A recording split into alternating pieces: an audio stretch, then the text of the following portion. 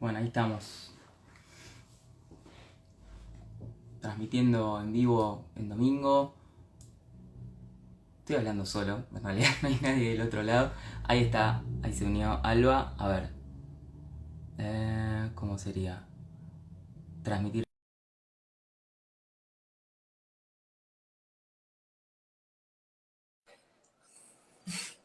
Hola Alba, Hola, ¿cómo vas? hola, Bienvenida. ¿se me ve y se me oye bien? Se te ve y se te oye bien, sí, perfecto. Vale, ¿Vos me vale, escuchás genial. bien? Sí, sí, perfectamente. Bárbaro. Bueno, buenísimo. Aquí estamos entonces en vivo. Bueno, sorpresivamente hay 13 o 14 personas conectadas, así que sí, pensé que Bueno, agradezco mucho a estas personas que están aquí para escucharme un domingo a mediodía en Argentina, pudiendo estar haciendo cualquier otra cosa. Así que lo agradezco muchísimo, gracias. sí.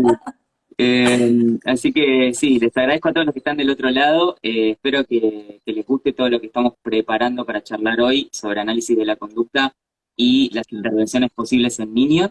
Y bueno, para agradecerte a vos, Alba, también, porque sé que allá la diferencia horaria y estabas con un montón de tareas y de trabajo. Así que muchísimas gracias por estar acá y compartir con nosotros. Eh, me Nada. me gustaría tal vez empezar, ¿te parece presentándote como para que los chicos te conozcan y sepan qué estudiaste, a qué te dedicas actualmente y todo eso? Y presentando también la modalidad de trabajo que hay gente que ni la conoce de ABA. ¿Cómo la explicarías en palabras simples?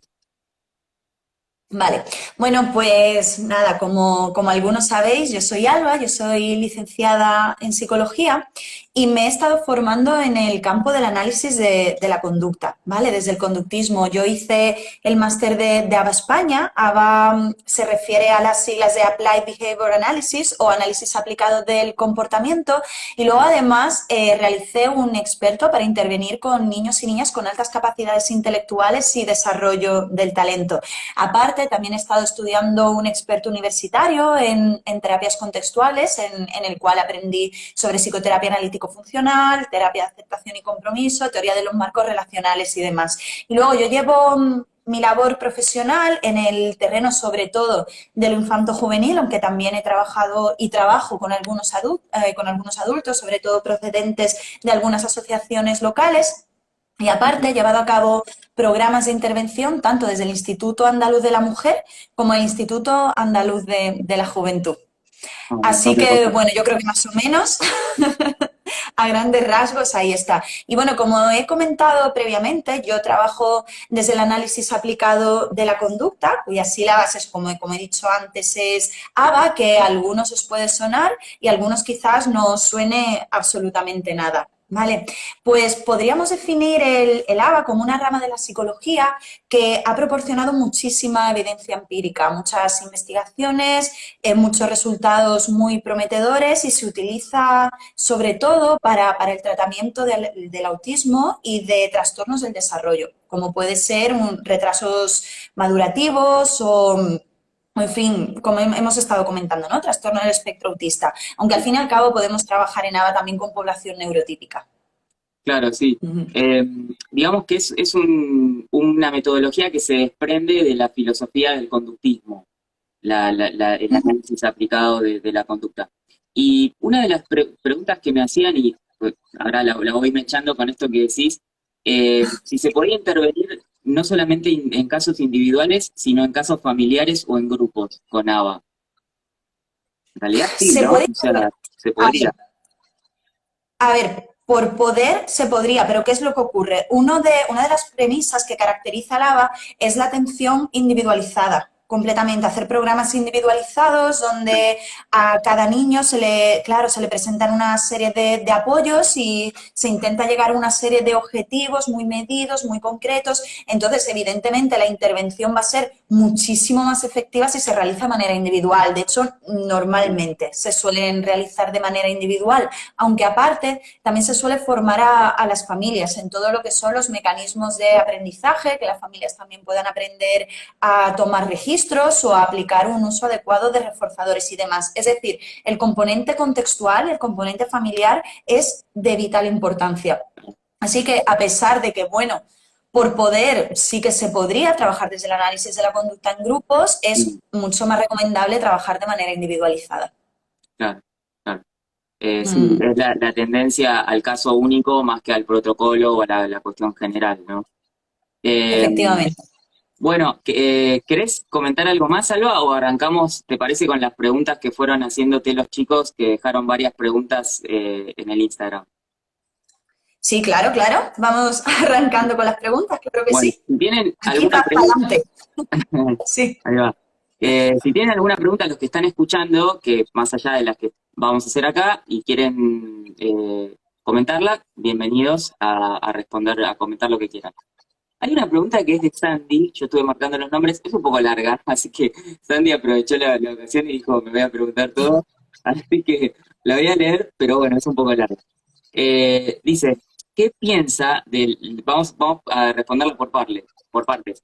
¿Qué piensa de la disciplina positiva, o sea, qué pensás vos de la disciplina positiva y de las críticas que se hacen al conductismo por aplicar premios y castigos, ya que al parecer esas tienen función a corto plazo? Por ejemplo, Ujú. aplicar castigos realmente tiene efectos tan terribles. Bueno, la corto ahí la pregunta porque sigue, pero eh, Vale, vale, para ir mira. por partes. Claro, creo que aquí estamos partiendo de una confusión terminológica, porque creo que la persona que no está metida dentro del análisis de la conducta es normal que quizás pueda reproducir ciertos clichés o ciertos estereotipos que se han venido asociando al conductismo, como que todo se basa eso, en la entrega de premios, de castigos, en condiciones también muy de laboratorio, que se pretende tratar a los niños como si fueran ratas y palomas dentro de una caja de Skinner y en absoluto es así. De hecho, cuando hablamos desde el análisis de la conducta, los términos premios y castigos no existen, tal y como creo que lo está mencionando esta chica. En análisis de la conducta hablamos de reforzamiento y de castigo, pero eso no quiere decir necesariamente que sea algo agradable o desagradable para la persona, que sea algo bueno o algo malo. Cuando hablamos de reforzamiento y de castigo, estamos refiriéndonos a la probabilidad de que esa conducta ocurra en un futuro tras haber puesto una consecuencia, ¿vale? Entonces, cuando hablamos de castigar conductas, porque nunca castigamos personas o reforzamos personas, siempre van a ser conductas, no estamos hablando de que esa persona reciba un estímulo punitivo o un Claro. estímulo completamente aversivo, sino que estamos hablando simplemente de retirar los reforzadores que están manteniendo una conducta que suele ser una conducta problema. Por ejemplo, si yo ahora mismo, Nico, hago un chiste que tiene un alto contenido machista y tú no te ríes y me cambias de pregunta, me acabas de castigar la conducta, sin que necesariamente me hayas tenido que gritar o haberme dicho algún comentario que a mí me haya podido sentar mal, sino que esta conducta que yo he tenido se va a ver reducida de cara a un futuro. Por lo tanto, ahí sí que estaríamos hablando de un castigo, pero que en absoluto tiene que ver con algo punitivo, algo aversivo o que castigo Sí, signifique que me van a dejar sin jugar a la Play y me van a dejar metido en un cuarto toda la tarde. ¿Qué es lo que ocurre? Creo que desde la disciplina positiva sí que se utilizan estos términos para hacer crítica al conductismo, ¿vale? Pero al fin y al cabo, dentro de la disciplina positiva, se utilizan mucho los reforzadores, porque en el claro. momento en el que le decimos a un niño, oye, muchas gracias, me ha encantado, ya Sí, sí, probablemente esa conducta, claro, sea más probable de emitirse en un futuro próximo. O si le decimos a un niño, oye, o una niña, oye, pues muchas gracias por haberme contado esto que sé que es muy difícil para ti, te lo agradezco. Estamos reforzando claro. completamente. O en el momento en el que le decimos, no, cariño, mira, no vamos a dejar las cositas aquí, mejor las vamos a dejar aquí. Por un lado, estamos castigando la conducta de dejar X cosas en un determinado sitio y se están Mm, favoreciendo otro tipo de claro, conductas. ¿Vale? reforzando una diferencial. Claro, claro. Entonces, nosotros no utilizamos eso de premios o Claro, castigos. yo creo que Mm, la palabra castigo fue como una palabra que es técnica, pero que se interpreta de manera como popular y como algo doloroso o algo, y es nada mm, más algo que decrementa la conducta, pero es re difícil hacerlo entender. De hecho, la otra vez escuchaba a un autor que decía que dentro del ámbito se ha tratado de cambiar el término pero es muy difícil ya de hacer porque como que se estudia así y todo eso. Hay propuestas de cambiarlo, pero bueno, es difícil para la gente que lo escucha afuera, pero es esto que vos decís, ¿no? Se trata simplemente de una consecuencia de la conducta que la hace decrementar y no tiene por qué ser ni punitivo, ni doloroso, ni nada de eso. Claro, es que de hecho creo que uno de los problemas que tenemos en la psicología es que al final de alguna manera tenemos que adaptarnos a ese lenguaje cotidiano o coloquial que siempre hemos venido escuchando, ¿no? Como eso, como el premio, el castigo o incluso, por ejemplo, cuando decimos, no, esta persona es que tiene un poco de depresión, yo creo que es un poco bipolar, refiriéndonos a los cambios en el estado anímico. Es decir, que es que nosotros al no a ver, sí que tenemos un vocabulario propio, pero es que al fin y al cabo vivimos en una sociedad en la que hay multitud de contenidos y de constructos referidos a todo el campo de la psicología. Entonces es Claro, normal que esté ocurriendo esto. claro, totalmente. Sí, sí. Mm. Bueno, clarísimo. Eh, Después dice, los premios o refuerzos. Eh, Acá ya se ve la confusión terminológica, ¿no? Porque hace equivaler premio a reforzador cuando no necesariamente, pero bueno, minan la motivación intrínseca. Acá ya hay otro concepto que viene de otra disciplina, como estábamos charlando hace un ratito. Y esto del tiempo fuera se mencionó bastante, porque en la disciplina positiva aparentemente se cuestiona un poco esa técnica. ¿Podrías explicar un poquito qué es esto del tiempo fuera y qué opinión te merece o cómo se encara dentro del ABA? Vale, a ver, vamos por partes. Esto de los premios, castigos, disminuyen la motivación intrínseca a Intrínseco. corto plazo. Vale, yo voy a partir de la premisa de, venga, vamos a entender, premio con, venga, te voy a comprar un juguete si te portas bien y te voy a castigar sin salir si te portas mal, ¿vale? Vamos a entenderlo de esa manera para que todos nos entendamos. Visto de ese modo, ese tipo de castigos, bueno, pueden ser efectivos a corto plazo, pueden ser cortoplacistas, pero evidentemente a corto plazo tú no le estás enseñando nada al niño, tú no le estás dando ningún tipo de alternativa de respuesta. Entonces sí que puedo entender cuando hablan esto de, bueno, y quizás haga disminuir la motivación intrínseca y tal. Con el tema de la motivación intrínseca, extrínseca, yo como te comenté antes, tampoco tengo una opinión muy definida porque al fin y al cabo las personas nos movemos dentro de un contexto y dentro de unas contingencias que pueden ser reforzantes o no reforzantes. Entonces, al movernos siempre dentro de ese contexto, de ese ambiente, al organismo estar interactuando constantemente, el hecho de decir motivación intrínseca es como algo que nace de la persona, ¿no? Que ya lo tiene dentro, Claro, que lo tiene claro, en su organismo, en su interior y tiene que salir. Y no es así realmente. Al final, las personas interactuamos con el medio de la manera más efectiva y más adaptativa posible, ¿no? Entonces, eso de motivación intrínseca, extrínseca no lo termino de tener demasiado claro. sí, Y luego, el tiempo fuera hace referencia a cuando retiramos a la persona de una situación estimular que es reforzante, ¿vale? O le retiramos esos reforzadores que están o bien manteniendo la conducta o bien reforzándola constantemente. por Vamos a poner ejemplo, el típico... el chico está Sí, jugando o está haciendo algo y ¿qué se le dice? Digamos, ¿cómo sería la implementación? Un pequeño ejemplo. claro, por ejemplo, creo que el caso más común y el caso con el que las personas que nos están escuchando quizás estén más familiarizados es el típico niño o niña que no para de hablar en clase, no para de gritar, de molestar, de tirar los lápices y el profesor o profesora ya harta dice, se acabó, vete para afuera. ¿Vale? Claro, Claro, es el típico ejemplo de tiempo fuera. ¿Por qué? Porque se supone que el contexto de clase es reforzante para el chaval, tal, y si lo retiramos, le estamos retirando los reforzadores que mantienen su conducta. Entonces, pero ¿qué es lo que ocurre? A nosotros, desde el análisis de la conducta, no nos interesa tanto la topografía de respuesta, que es la manera en la que la conducta se manifiesta, en este caso los gritos, los golpes, el tirar lápices, sino la función que tiene ese claro. comportamiento para la persona. Es decir, vale, ¿para qué está haciendo esto? ¿Qué está pretendiendo conseguir? Porque aquí estamos dando por sentado que para ese, chaval, ese chico o esa chica va a ser mucho más reforzante estar en clase molestando que estando fuera, tranquilo, sin dar la clase a su rollo. Y Pero es que a tal lo vez es lo mejor que buscaba. ¿El qué? Pero tal vez es lo que buscaba y la estoy reforzando la conducta, por ejemplo, podría suceder.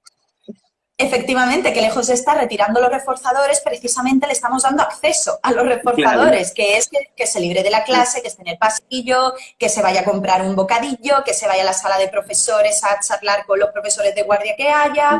Es decir, que al fin y al cabo esto de tiempo fuera, sacarlos, volverlos a meter, tenemos que ver muy bien qué es lo que está manteniendo y reforzando esa conducta, porque muchas veces nuestras hipótesis personales pueden ir por un lado, pero que realmente van por otro.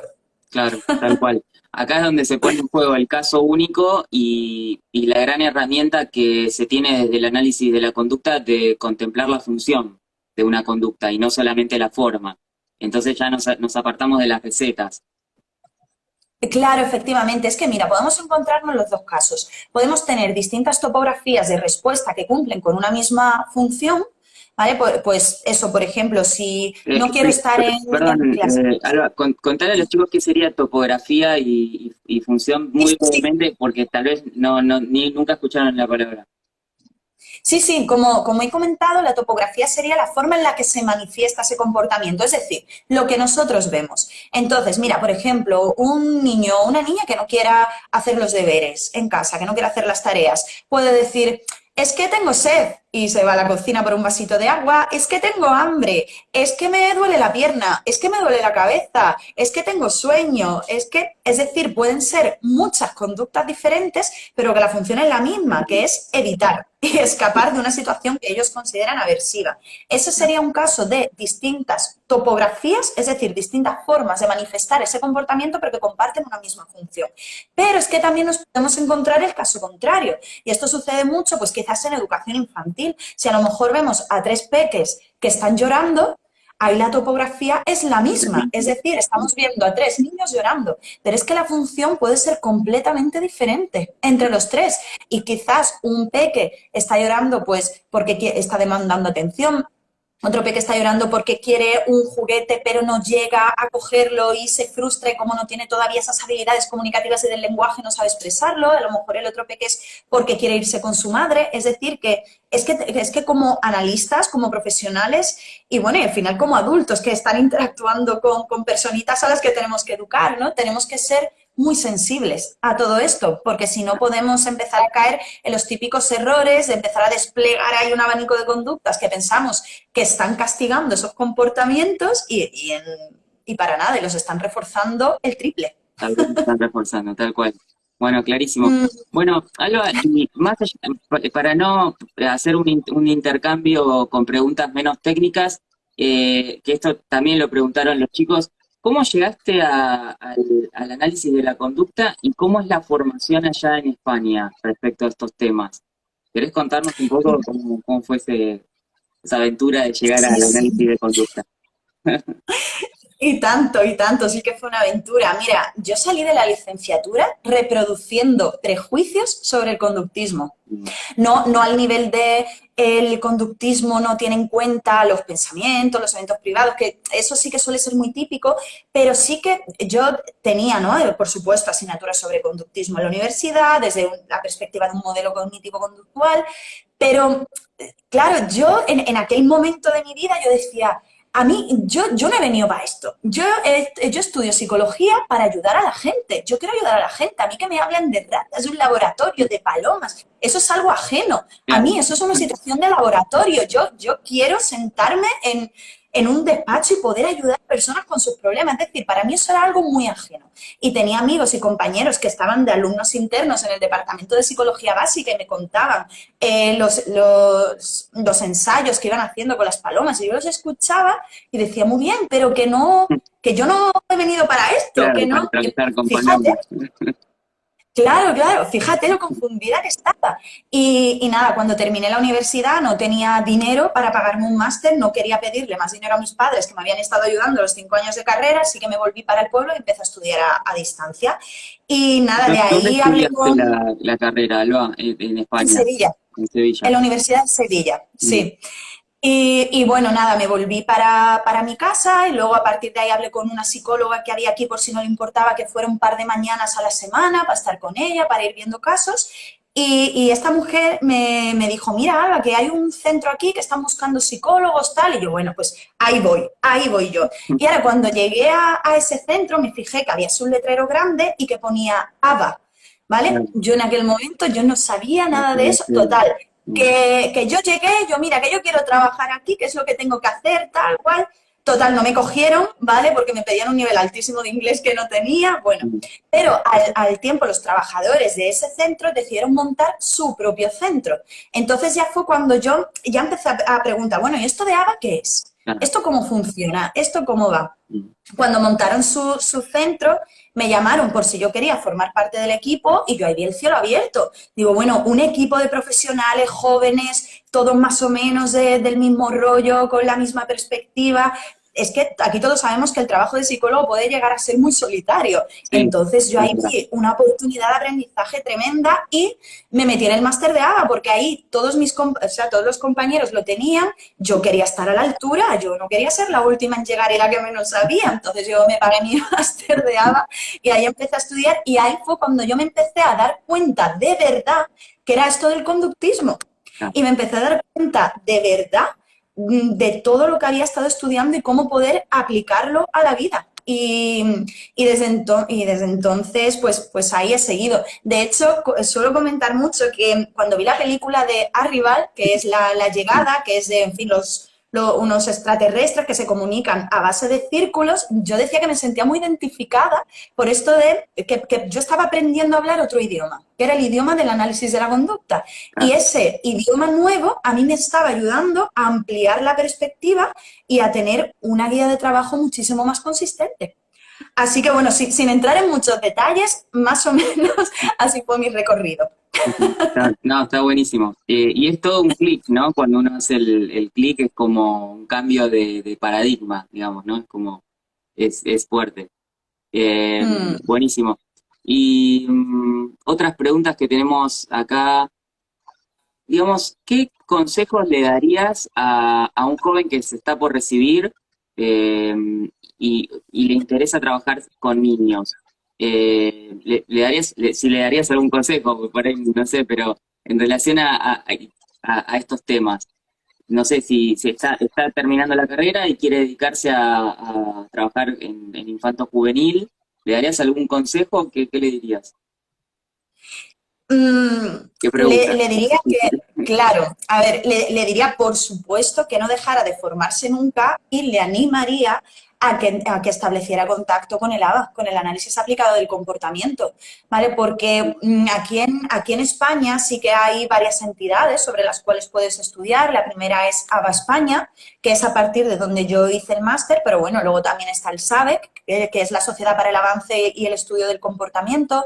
Está también el máster de análisis de la conducta de la Universidad de Sevilla y otro en ITEMA, en Madrid, que no sé si es semipresencial o creo que en la distancia el primer año, semipresencial el segundo, no lo tengo claro, pero bueno, aquí sí que hay varias entidades que ofrecen esa formación y animaría a esa persona eso, a entablar contacto desde el análisis de la conducta. También dependerá mucho de qué tipo de profesión quiere ejercer, porque no es lo mismo ser psicólogo que ser profesor en un aula. Que Sí, aunque creo que los psicólogos deberían tener, por supuesto, una base amplísima en todo lo que es el aprendizaje mm, y los mecanismos por los cuales vamos adquiriendo nuevos repertorios conductuales y demás, evidentemente la formación tiene que estar adaptada, no va a ser la misma. claro. Pero le recomendás Mm. que vaya por este camino, por el ABA. Acá preguntan si ABA y FAP son lo mismo. No, no son lo mismo. Uno es un modelo de terapia y el otro es toda una línea uno es análisis aplicado del comportamiento y el otro es psicoterapia analítico funcional. Pero sí están en la misma base, si se quiere, filosófica y Claro, teórica. claro, ¿qué es lo que ocurre? La psicoterapia analítico-funcional parte desde el conductismo también. Y lo que te viene a decir es que lo que ocurre en consulta va a ser lo que ocurra fuera de consulta y que la persona se Ahí va a está. comportar igual Mm, hablando con el terapeuta que hablando pues con otra persona de fuera. claro, Entonces, lo que se basa en la psicoterapia analítico-funcional es que en el tiempo que dure la sesión de terapia, nosotros vamos a ir moldeando contingencias y moldeando conductas in situ cómo a través de nuestras propias verbalizaciones y según cómo nosotros despleguemos, ¿no?, toda esta conducta verbal, según cómo nosotros hablemos, pues evidentemente va a haber verbalizaciones que reforcemos mucho, otras que castiguemos, otras que vayamos moldeando. Entonces la idea es que los cambios no se produzcan fuera de sesión, de no, yo te digo lo que tienes que hacer y ya tú lo haces fuera, no, Claro, sino dentro de la misma sesión ya vamos a ir empezando a incorporar cambios. claro. Eso sería la psicoterapia analítico-funcional. Sí, con lo cual es bastante un desafío para el terapeuta porque uno tiene que ser bastante consciente de su propia conducta y de cómo está en momento a momento la sesión ocurriendo. No es tan fácil. Pero es un Para desafío nada. interesante. Eh, bueno, antes de seguir con las preguntas, me gustaría, esta pregunta que la armé yo, que me pareció interesante, ¿podrías decir cómo es una sesión típica como con un niño para que la persona que está estudiando o que se está por recibir y quiere dedicarse a esto, se imagine o se pueda representar o visualizar cómo sería un día de su trabajo si se dedica a niños? ¿Cómo es? ¿Vos lo recibís uno detrás del otro, primero a los padres, después charlas con los padres, trabajás una hora con los niños, jugás? ¿Cómo es una sesión típica con... Vale, aquí me vais a permitir que voy a generalizar bastante porque, por Bueno, supuesto, sí, cada claro, niño es completamente diferente, ahí está, cada caso es completamente individualizado, pero bueno, así a rasgos generales, como he comentado antes, algo que caracteriza mucho al ABA es la intensidad, de 20 a 40 horas semanales. Esto, en mi caso, no es posible, ¿vale? En absoluto. Entonces, yo lo que hago, como tengo menos tiempo para trabajar con los niños, es que suelo incorporar a los padres a la sesión. Normalmente son madres las que vienen, o sea, por suerte o por desgracia, la educación sigue recayendo, más por sí, desgracia que por suerte, ¿no? Pero bueno, sí, sigue recayendo sobre todo en las madres. Entonces, sí, eh, sobre todo para los peques, para los niños más pequeños, lo que hago es que ellas entran conmigo en sesión, yo me siento con ellas, les explico cómo funcionan estos mecanismos de aprendizaje, les explico qué son los reforzadores, los tipos de reforzamiento que hay. Hacemos también una lista de posibles reforzadores para el niño y, por supuesto, a priori va a haber una evaluación del peque, porque si, por ejemplo, me viene a consulta un niño que tiene un retraso madurativo, yo tengo que ver qué tiene adquirido, qué habilidades tiene, en qué punto está, qué objetivos son los que nos podemos ir marcando. Y una vez que ya tenga esos objetivos, todo lo voy hablando con las mamás, les voy explicando cómo funcionan las hojitas de registro y en un principio yo lo que hago es que traigo a la madre y al niño a sesión y me pongo a trabajar en una mesita pequeñita que tengo aparte, el niño y yo. ¿Por qué? Porque yo voy a enseñar a los peques a trabajar en mesa, lo que se le llamaría a priori, o sea, para empezar, el control instruccional. Es decir, que los niños sean capaces de responder a peticiones, a demandas, a ejercicios y ya una vez ahí iremos incorporando todos estos objetivos a nivel de desarrollo que nos hemos ido marcando. Entonces, esto se va dividiendo en pequeñas tareas, por supuesto de todo, se van tomando anotaciones, se van tomando registros, porque por ejemplo, si tú quieres... Sí, dime, perdona. sí, no, estaba escuchando lo que decía, o sea, la madre está al lado y vos estás con el niño en la mesita, sería A priori una sí, sesión. claro, a priori sí, para Sí, que ella vea cómo, claro, para que ella vea cómo se va trabajando, claro. ¿vale? Para que ella vea, claro, la manera de trabajar con el peque en mesa. Y Mm. luego, por supuesto, también vamos a intentar incorporar tiempo de juego, porque, jolín, son niños, ya demasiado si pueden aguantar media hora sentados. Entonces, vamos a ir incorporando pequeños periodos de juego con actividades que también puedan ser muy reforzantes para ellos. Yo mi despacho, bueno, yo lo tengo con juegos de mesa, con juguetes, una Sí, pizarra, dibujos, vamos, yo tengo ahí Walt Disney para los peques. sí, les Y luego, recomiendo que sigan la cuenta de Alba y van a ver que ella comparte cada tanto juegos o cosas que hace con los niños. Y bueno, sí, tenés desde dinosaurios hasta robots luminosos que hablan y uno que tiene los botones con los números, el otro día vi que el chico decía todos los números, o sea, tenés una artillería, una juguetería más o menos ahí adentro. bueno, y ese vídeo se lo enseñé a la mamá del peque y dice, pero si responde mejor con el robot que conmigo cuando le pregunto. Bueno, lo curioso es que ese robot me lo regalaron a mí por los Ah, Reyes. O sea que es tu juguete, en realidad, más es tuyo, está En bien. realidad me lo regalaron para mí, pero yo a todo intento buscarle la perspectiva educativa, absolutamente todo. Entonces, como comento, ya luego voy incorporando a la mamá al trabajo en mesa con el niño.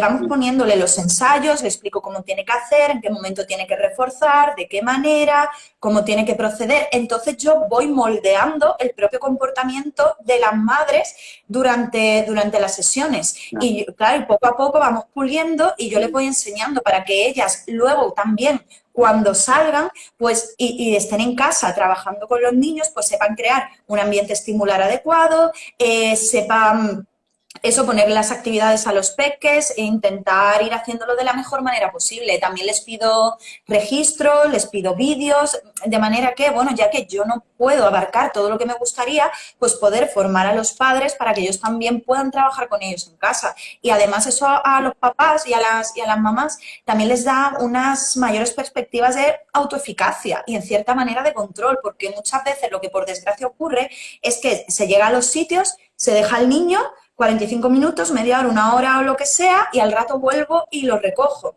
Y muchas veces tampoco saben muy bien qué es lo que se está trabajando con los niños. Entonces, el hecho de que ellos también formen parte activa en todo lo que implica el proceso de aprendizaje y adquisición de habilidades, pues a ellos también, jolín, les motiva y sienten que de verdad pueden estar ayudando a su hijo o a su hija de una manera que ellos y ellas mismas van viendo que es efectiva, porque es que luego como todo va quedando registrado, también se puede comparar los resultados que tuvo hace un mes y medio y los resultados que tiene ahora.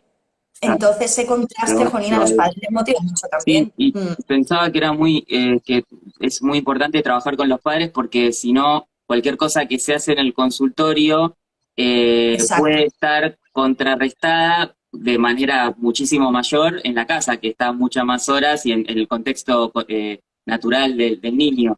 Entonces, si no hace el cambio el contexto, los padres, casi imposible, ¿no? El cambio en el niño. Mm. Efectivamente, y más eso también cuando son muy pequeñitos, ¿no? Porque cuando son más mayores, bueno, ya tienen a lo mejor clases extraescolares, ya se apuntan a actividades, que sí, deporte, tal, quizás es diferente, todo relacionado con el ámbito académico, pero cuando son chiquitines, cuando tienen 4, 5, 6 añitos, pues aunque es recomendable, por supuesto, que los padres y las madres colaboren y contribuyan en todas las etapas del desarrollo, eso no hay ni que decirlo. Sí que es cierto que a la hora de trabajar con niños más pequeños, pues quizás los papás y las mamás se sientan con más nivel de eficacia, ¿no? O de control. Claro, tal Mm. cual. Y hablando de la evaluación, ¿qué estrategias de evaluación utilizás, además esto que hablábamos un poquitito antes de conectarnos, además de la observación directa de la conducta del análisis funcional y demás? Porque preguntaron por los test o las pruebas psicométricas o psicológicas. Vale. Pruebas psicológicas y psicométricas no utilizo mucho, porque al final es lo que he comentado antes, tenemos que ver el para qué. No, bueno, ¿para qué quizás voy a pasarle una prueba de personalidad a un niño? Quizás para darme a mí información sobre cómo es ese niño, pero luego a nivel de trabajo tampoco me va a aportar gran cosa. Por ejemplo, cuando me vienen los peques, muchas veces ya me vienen evaluados, porque vienen de centros de atención temprana o a lo mejor del cole, ya sí que vienen con algún tipo de evaluación.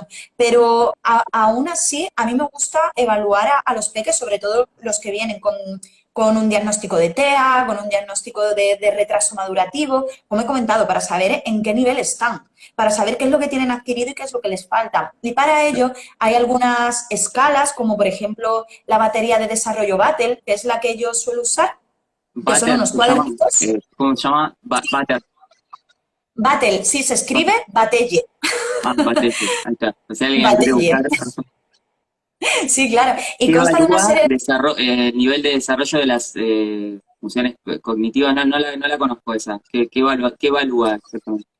Son una serie de cuadernillos que se dividen en áreas, ¿vale? Hay un cuadernito que habla sobre el área social y adaptativa, cómo los peques se van desarrollando, ¿no?, en su entorno más próximo, con sus iguales, a la hora de interactuar con los adultos, la autonomía que tienen a la hora de realizar tareas y demás. Luego también está el área cognitiva, el área comunicativa, tanto expresiva como receptiva, el área psicomotora, también muy importante, tanto psicomotricidad fina como gruesa. Entonces, tú vas mirando los ítems a Claro. partir de los cuales el niño a lo mejor va dando ya menos puntuación, o, ¿vale? Pero, hombre, por supuesto tenemos un criterio que es de, venga, tiene que tener un 2 en tantos ítems para después, tal y cual, pero bueno, luego ya a partir de ahí, cuando se va corrigiendo, se va estableciendo una puntuación total, que eso luego se convierte a percentil, en fin, la puntuación típica, percentil, y te va dando como una edad aproximada en meses de esos estadios, ¿no?, madurativos en los que está el niño. Entonces, a mí me da una buena base para empezar a poner los objetivos, a trabajar con los Un montón, peques. un montón de información. Ya con eso te da un montón de información. Si le sumás el análisis funcional, me imagino que queda súper completo. Acá hacen algunas preguntas de Argentina, de dónde se puede formar uno en Argentina. Acá no tenemos mucho acá en nuestro país. Eh, Tengo entendido que hay algún tipo de formación en la Universidad Interamericana, pero no hay en realidad acá en Argentina. Mira, el máster que yo hice, el de ABA España, creo recordar, vamos, estoy casi segura que era un máster internacional, es decir, que Y es online. Mm. sí, que personas de Argentina se podían apuntar sin problema Sí, ninguno. Y luego además sí. también hay algunas entidades más pequeñas, como por ejemplo Estudio ABA, que yo personalmente tengo una relación bastante estrecha con ellas, porque una de las chicas de Estudio ABA, de hecho, me estuvo supervisando un caso Ujú. de un niño que tenía diagnóstico de Asperger y empezó a tener conductas autolesivas. Yo me preocupo un poco, no sabía muy bien cómo intervenir y pedí una tutorización y me fue estupendamente. Y creo que ahora están ofreciendo formación también, creo que ahora van a hacer un curso sobre conducta verbal, ¿vale? Sí, sí, Lo que es también, sí, los eso lo que sigo, es enseñar. la sigo y tienen cosas interesantes.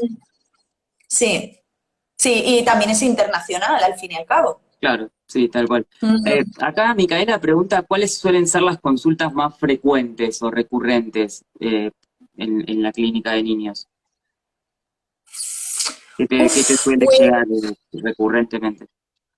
claro, no sabría decirte, porque es que ¿sabes qué pasa? Yo como también trabajo mucho con niños y niñas con altas capacidades intelectuales, a mí personalmente muchas de las demandas me vienen por ahí. O por lo mismo, niños que tienen un diagnóstico de TEA y para trabajar con ellos, niños que tienen retrasos evolutivos, pero bueno, que también se pueden dar muchísimas consultas relacionado con que a lo mejor el niño o la niña ha empezado a tener conductas disruptivas en el cole, o que a lo mejor los papás están pasando por un proceso de divorcio y no saben muy bien cómo Mm. gestionarlo, o también puede a lo mejor déficit en habilidades académicas o de estudio, o quizás también déficit en lo que es las relaciones sociales, pero a mí personalmente normalmente lo que me llega va por ahí. Claro. Está buenísimo el tema de las altas capacidades. Creo que te lo había preguntado en algún momento que charlamos. ¿Podrías definir qué es un niño con altas capacidades y cómo se trabaja brevemente? Me parece sumamente interesante el tema. Vale, lo que pasa es que la manera con la que yo trabajo con los niños con altas capacidades intelectuales no es la manera de trabajo en ABA, de análisis Claro. aplicado de la conducta, lo que es un trabajo en mesa, presentando los ensayos discretos, los estímulos y tal. Bueno, al fin y al cabo, los niños y niñas con altas capacidades intelectuales son aquellos que muestran un nivel cognitivo, ¿no? Por encima del percentil 90-95 y tienen mucha precocidad o, en fin, tienen dominio, ¿no?, sobre muchas áreas, tanto, bueno, una o muchas, ¿no? Eso a nivel académico, a nivel incluso motor, ¿no? Todo lo que puede ser psicomotriz, el deporte, la danza, la música, el baile, pueden destacar en un área o pueden destacar en muchas áreas. Entonces, mi trabajo con ellos se basa en dar sesiones sobre enriquecimiento cognitivo, ¿vale? Yo lo que hago, al menos mi manera de trabajar, es que el primer día yo les pongo un folio en blanco, les digo, venga, apuntadme o apúntame todo lo que te gustaría aprender. Y a lo mejor en el cole no lo puedes aprender, aunque a ti te gustaría. Entonces, pues me hacen una lista. A los peques les suelo ayudar un poquito más, pero ya a los más mayores, ya los que tienen 12, 13 años, que ya van teniendo mucho más claro qué es lo que les gusta, qué es lo que no, pues muchas veces me piden temas de ciencia, temas de dibujo, como ahora el manga vuelve a estar muy de moda. Y yo creo que los niños piensan que han descubierto Naruto ellos, pues bueno, ahora hay un boom aquí de manga tremendo.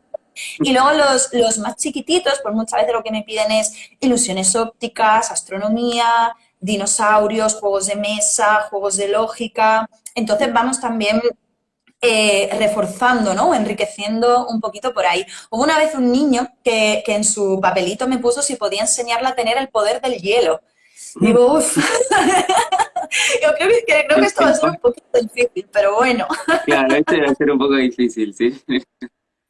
Claro, entonces, eso con los más chiquititos, ¿no?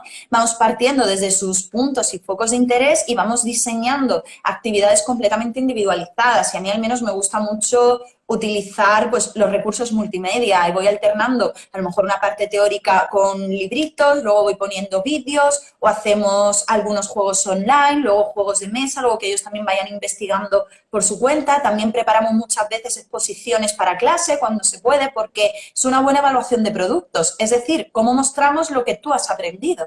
Porque al final, si no ponemos si no mostramos de alguna manera lo que aprendemos, pues, jolín, tampoco se sabe todo lo que estamos adquiriendo. Entonces, hace poquito hice una exposición con un niño sobre los exoplanetas y los agujeros negros, un niño de segundo de primaria.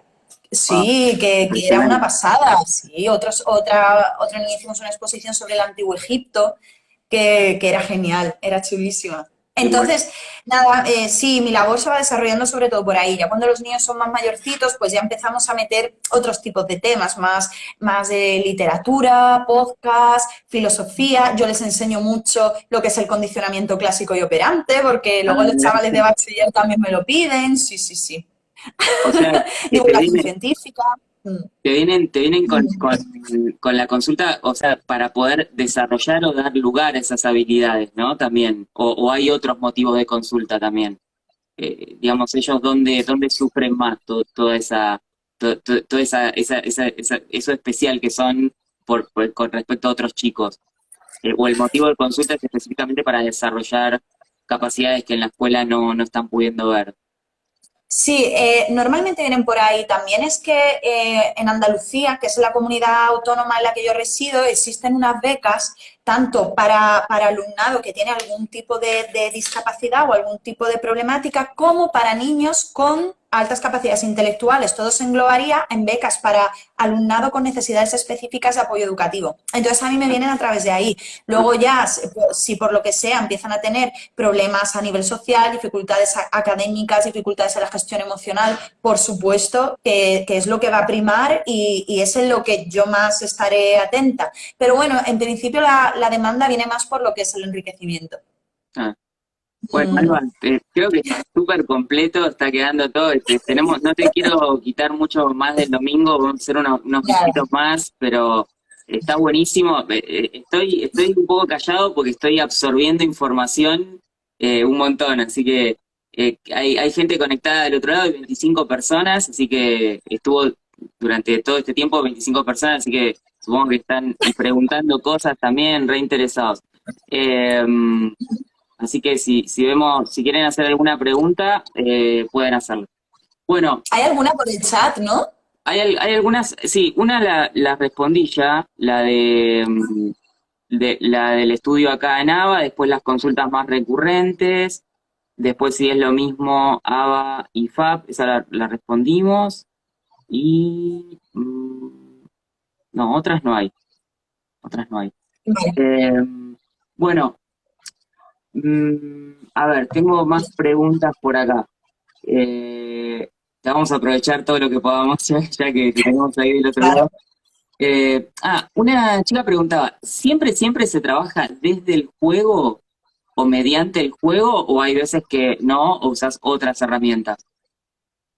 Depende de lo que entendamos como juego, al fin y al cabo, porque cualquier actividad se puede convertir en un juego y creo que todos los educadores, profes, papás, mamás, hermanos, hermanas que me estén escuchando estarán de acuerdo con eso, que si trabajamos a través de los juegos, los niños interiorizan muchísimo mejor los contenidos y de hecho ahora yo trabajo incluso con algunas apps gratuitas que están en el Play Store y a los niños les gusta mucho manejar las tablets, los móviles, entonces ahí de alguna manera ya estamos trabajando contenidos, pero de una manera más divertida para ellos. Es verdad que hay veces que no nos queda más remedio que hacer actividades que pueden ser un poquito más pesadas para los niños. Eso es inevitable, no siempre vamos a poder estar aquí, ¿no? Pero el juego sí que puede ser una herramienta muy interesante y muy enriquecedora a la hora de incorporar repertorios nuevos. Tanto para el niño como para el terapeuta a veces, porque nosotros tenemos nuestro niño interior también, reconozcamos. Yo la tengo, sí, A yo mí la ese tengo muy robot me despierta, gustó mucho. mi niña interior. Sí, yo Sí, no niego ni de afirmo hecho, que quisiera tener ese robot en casa, pero bueno, no sé si comprarlo, me da un poco de vergüenza, pero sí, de hecho, a mí ha habido algunas veces que las mamás me dicen, Alba, te lo pasas tú mejor que los niños. Y digo, hombre, claro, es que si me aburro yo en mis propias sesiones, ¿qué voy a esperar de un niño? Y, sí. y luego, además, lo que tú comentas, ¿no? De los niños interiores. Mira, yo ha habido alguna vez que les he dicho a mis amigos los fines de semana, por favor, vamos a quedar para tomarnos algo, necesito hablar con adultos, que la media de edad, gente con la que hablo a lo largo de la semana es de 8 a 12 años. Tal cual, tal cual. Pero bueno. Pero genial, es que los niños y las niñas dan mucha vida y dan Sí, muchísima alegría. Entonces aportan mucho, la verdad. claro, yo te iba a hacer esa pregunta. ¿Qué es lo que más te gusta de trabajar con niños? ¿Qué es lo que más disfrutás como psicóloga? A mí me gusta mucho la curiosidad que tienen los niños y como ellos no tienen esos prejuicios, ya no tienen esa mochilita, ¿no? que llevamos los adultos, ellos son curiosidad e inocencia pura. Entonces, te puedes sentir con ellos muy natural, siempre. Y a mí me gusta mucho el poder verlos crecer, porque es que hay algunos que llevan años conmigo y a lo mejor vinieron conmigo cuando tenían 7 8 años y ahora ya tienen 12 13. Entonces yo les estoy acompañando tanto a ellos como a los padres en lo que es esta nueva etapa vital que es la adolescencia. Y ya algunos pues ya me van preguntando por otros temas, ya se van interesando por otras cosas y me encanta poder acompañarles en esto y formar parte de su vida y también poder ser un apoyo para los papás y para las mamás, ¿no? Eso de, bueno, a mí me da vergüenza preguntarle esto a mis padres, pero se lo puedo preguntar a Alba. Claro, qué lindo Entonces, eso, sí, esto que contás. sí. Mm. Son esas cosas lindas bueno, yo trabajo con adultos, pero tenemos satisfacciones muy lindas los que trabajamos en clínica o vemos desarrollarse personas en pos de que estén mejor en su vida. Pero me imagino que en el caso de los niños debe ser, sí, esto que contás, porque tienen esa inocencia, esa cosa tan pura, tan que todavía no, que nosotros ya perdimos, y entonces, bueno, Claro. pero Sí, y luego que además nunca sabes qué repercusión van a tener tus palabras en los niños el día de mañana. Hace relativamente poco, uno de mis niños, que ya tiene 11 años, nada, me estaba comentando que se iba a presentar a las pruebas de piano para el conservatorio y me dice, pues yo empecé a interesarme por el piano gracias a ti.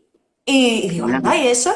Dice, porque cuando era pequeño, es decir, cuando ese niño tenía 7 8 años, yo una vez a un taller, ¿no? Con los niños con altas capacidades me llevé un tecladito para que ellos vieran lo que es eso, lo que son unas escalas, lo que son unos claro, acordes, yo, qué chulo. Y ahora resulta que, yo no me acordaba de esto, pero ahora resulta que este niño, los papás llegaron más tarde a recogerle y se quedó solo conmigo. Entonces yo le dejé que trasteara el teclado y se dio cuenta de que le gustaba eso de tocar las teclas y que sonara música y a partir de ahí, al parecer, se apuntó bien, a piano. Y me lo ha bien. dicho pues 5 años después y yo no lo sabía. Sí, es Mm, cierto, cada pequeño gesto, palabra o cosa a ellos les impacta o les llega muchísimo, ¿no? Pero mira vos. Bueno, Alba, últimas preguntitas y la vamos a dejar libre porque es domingo, se prestó a charlar con nosotros y que no le queremos ocupar todo el día de descanso. Eh, ¿Qué pensás de esto de la crianza positiva? Me preguntaron bastante de la crianza positiva o respetuosa.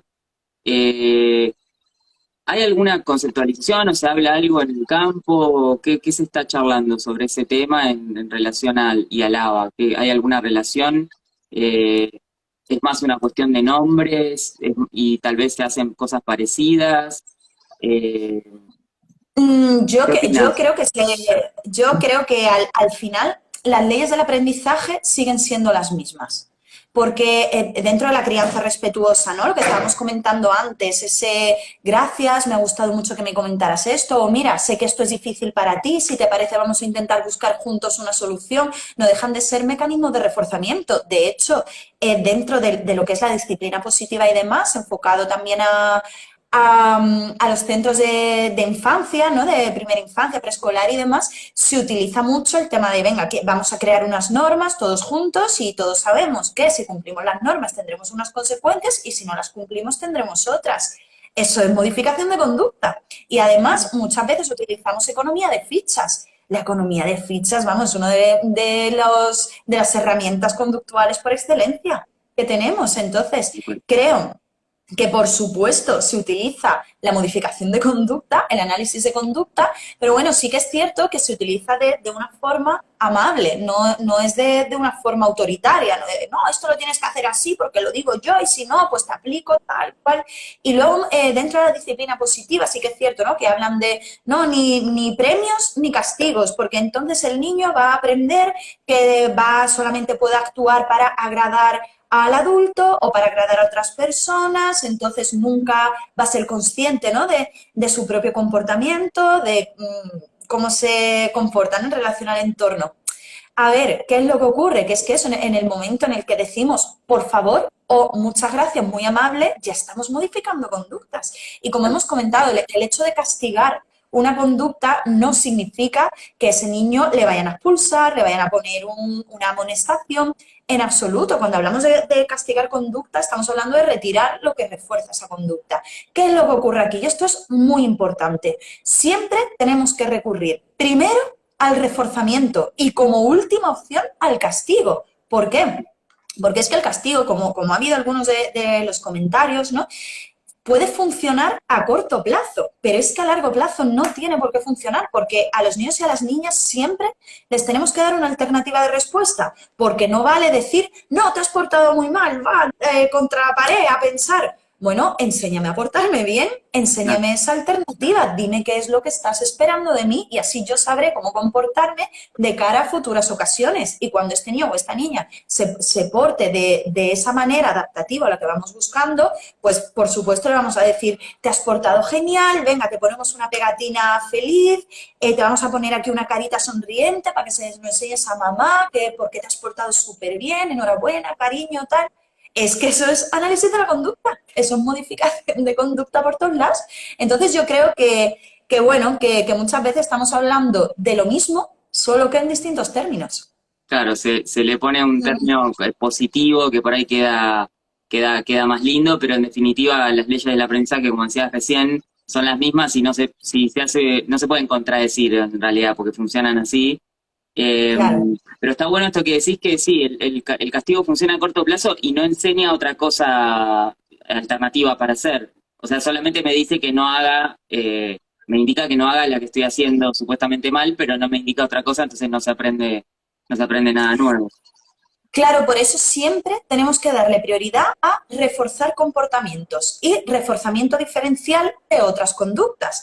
Es decir, si, por ejemplo, queremos enseñarle a un peque a que al entrar en sesión diga buenas tardes, en el momento en el que diga buenas tardes, ¡ay, buenas tardes! ¿Qué tal? ¿Cómo estás? ¿Qué? ¿Cómo te ha ido el día? En el momento en el que no diga buenas tardes, claro, a lo mejor le podemos decir, oye, que no podemos pasar si no decimos las palabras, ¿qué palabras son? Ahí, por ejemplo, sí que estamos moldeando y en ningún momento le vamos a decir, no, como no has dicho buenas tardes, ya no puedes entrar aquí. Todo lo contrario, le estamos diciendo, venga, vamos a recordarlo, tal. Así sí, es como deberíamos, ¿no?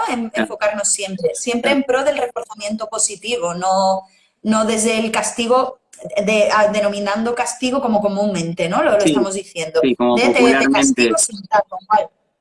Claro, porque es que al final, esto que hablamos del tiempo fuera, de estos castigos comunes, pues no sé, por ejemplo, un adolescente que le decimos que estudie no estudia lo que tendría que estudiar y le decimos, vale, pues el fin de semana no sales. Vale, pues no sale el fin de semana, pero es que ¿por qué iba a cambiar ese comportamiento? Tenemos que, vuelvo a lo que comenté al principio del directo, el para qué. ¿Para qué se comporta como se comporta? ¿Qué es lo que está obteniendo? ¿Qué es lo que refuerza? ¿Qué es lo que motiva y mantiene esta conducta? Y a partir de ahí ya iremos viendo qué es lo que podemos hacer. Pero esto de castigar por castigar o lo de, vale, pues dentro de un mes no vas a ir a la comunión de tu prima. Bueno, pero Sí, es que de aquí a un mes a mí me da tiempo a portarme bien, a portarme mal, a pedir perdón, a portarme súper bien. ¿Cómo medimos todo esto, no? sí, tal cual. Mm, Eh, mm. bueno, súper interesante, Alba, no te quiero quitar más tiempo. No sé si quieren hacerle alguna pregunta más a Alba, quienes están viéndonos. Para mí me encantó el vivo, gracias, nos transmitiste un montón de ideas. Aparte sos súper clara y lo hablas en un lenguaje que todos lo entendemos, no en un lenguaje incomprensible que a veces hablan algunos psicólogos, así que creo que eso es valioso también. Y Sí, bueno, nada, agradecido. Este, nada, Jolín, pues muchísimas gracias a ti por haber querido contar conmigo y por haber confiado en mí para esto. Vamos, gracias a ti, siempre. vale. Bueno, bueno, Bueno, cerramos aquí. La dejamos que vaya a disfrutar el domingo Alba, y nosotros también, que es domingo. Así que, bueno, Alba, gracias de nuevo y seguiremos en contacto por ahí en las redes. venga, estupendo. Para cualquier otra cosita, aquí estoy. Dale.